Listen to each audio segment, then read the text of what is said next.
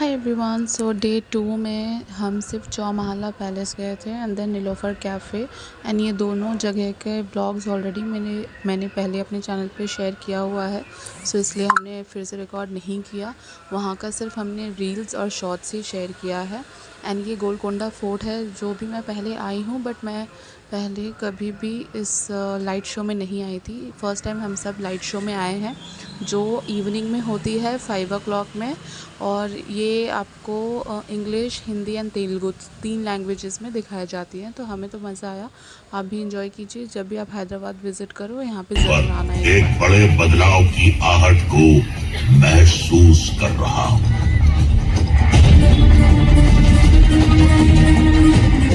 14वें बहमनी सुल्तान महमूद शाह के दरबार में दूर देश पर्शिया यानी ईरान के हमदान शहर से कुली कुतुब शाह का आगमन होता है।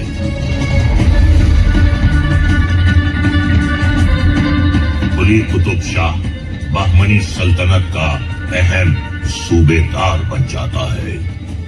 काबिलियत ऐसी कि 7 साल में ही उसे वारंगल का कुतुब उल मुल्क यानी गवर्नर बना दिया जाता है। भागनगर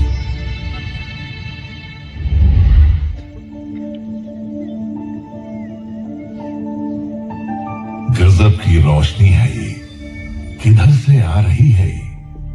क्या कोई नूर का पर्वत धरती पर उतर आया है? हाँ, यही सच है। ये एक टुकड़ा अनमोल रत्न हीरा है। नूर इसका ऐसा विस्मयकारी कि नाम ही पड़ गया कोहिनूर, यानी रोशनी का पर्वत। चश्मे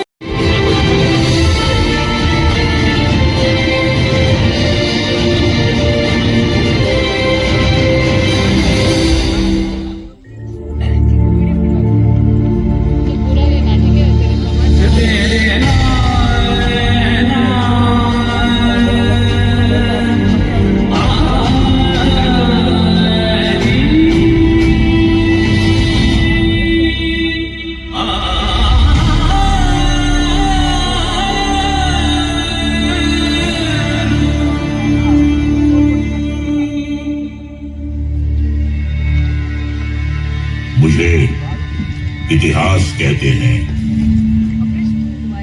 ऊंचे मीनारों में, मोटी दीवारों में, महलों की रंगत में, महफिलों की संगत में मैं हूं, मेरा जिक्र है। राजा रजवाड़ों, सल्तनत और सुल्तानों के बनने बिगड़ने की संपूर्ण दास्तां हूं मैं। वक्त की ऊंची मीनार पर बैठा मैं निहार रहा हूं गोलकुंडा को। बड़ी दिलचस्प है इसकी भी दास्तां। आइए दिखाता सुनाता हूं।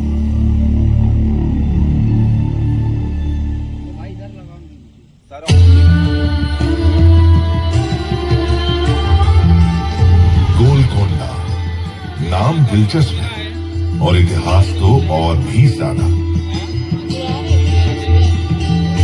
गोल्लाकोंडा जो उतरेंगी ग्रेनाइट पहाड़ियों पर और चमक उठेगा किला गोलकोंडा।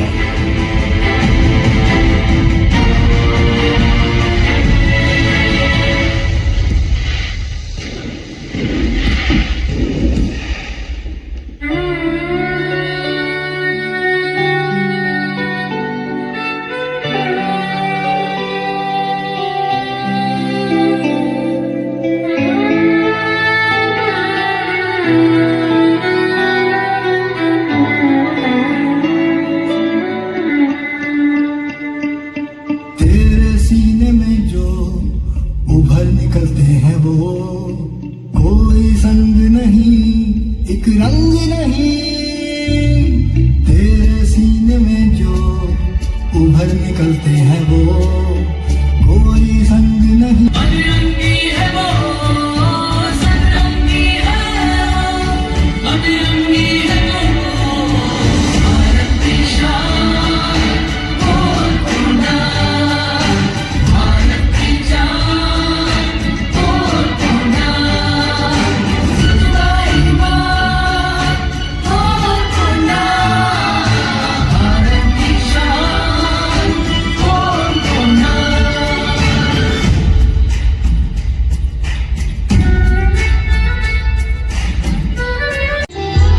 मोहम्मद कुतुब शाह और उनकी पत्नी हयात बख्शी बेगम के बेटे सुल्तान अब्दुल्ला कुतुब शाह के राज में तेलुगु राज्य का विस्तार उत्तर में गंजम से लेकर दक्षिण में चेन्नई तक हो गया।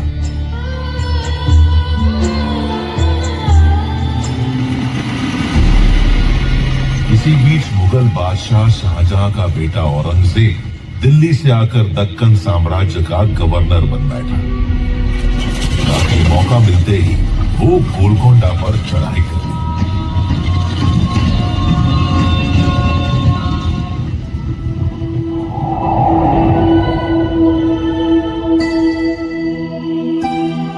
बल से हारे औरंगजेब ने छल का सहारा लिया।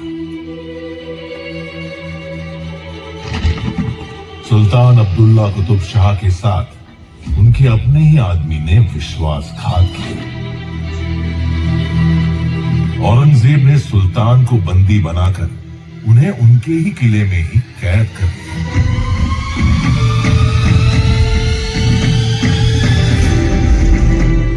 एक रणनीति के तहत अब्दुल्ला कुतुब शाह की मां हयात बख्शी बेगम ने औरंगजेब के सामने एक संधि का प्रस्ताव रखा।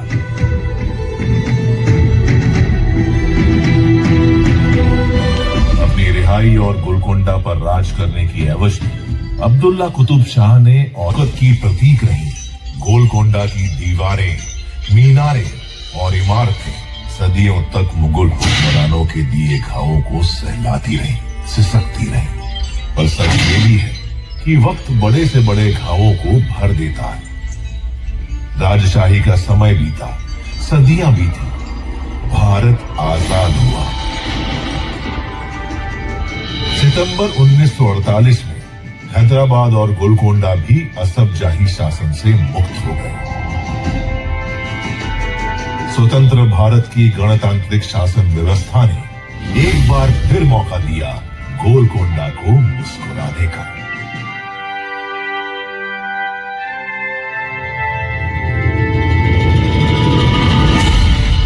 मैं इतिहास वक्त के ऊंचे मीनार पर बैठा निहार रहा हूं गोलकोंडा को।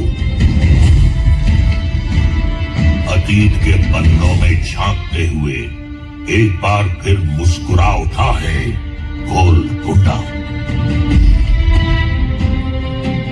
गोलकोंडा जहां वक्त की रेशमी तह पर पिस्सों के मोती गढ़े गए हैं।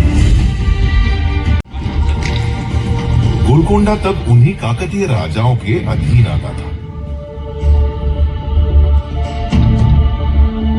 काकतीय यहाँ के मूल हिंदू शासक थे और अपने समय में बेहद शक्तिशाली थे।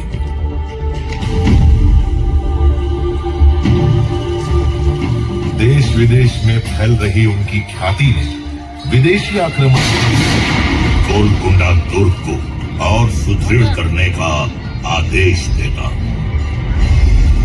ऐसा होने से ये दुर्ग देवगिरी की ओर से होने वाले आक्रमणों से निसंदेह हमारी रक्षा करेगा और शत्रु को मुंह तोड़ प्रत्युत्तर देने में हम अत्यधिक सक्षम होंगे।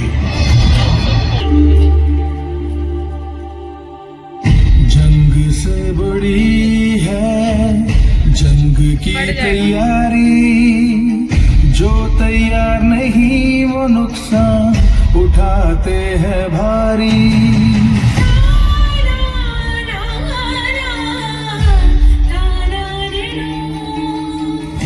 जंग से बड़ी है जंग की तैयारी, एकजुट रहेंगे तो पड़ेंगे हम भारी। दुश्मनों के आने की आहट हवा में थी, और गाथू की शान पनाहों में थी। राजा ने किया एक फरमान जारी,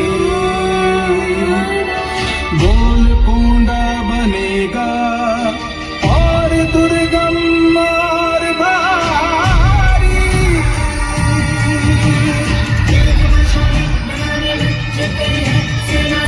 लड़ते हुए दशकों तक गोलकोंडा सहित वारंगल की रक्षा की। काकतीय साम्राज्य की समाप्ति के बाद मुसुनूरी प्रोलया नायक जैसे बहादुर स्थानीय शासकों ने भी पूरे पराक्रम से लड़ते हुए अपने राज्य से आक्रमणकारियों को खदेड़ दिया। वक्त ने एक बड़ी करवट ली। दिल्ली सल्तनत के एक वजीर अलाउद्दीन हसन बहमन शाह ने दक्कन में बहमनी सल्तनत की नींव रखी।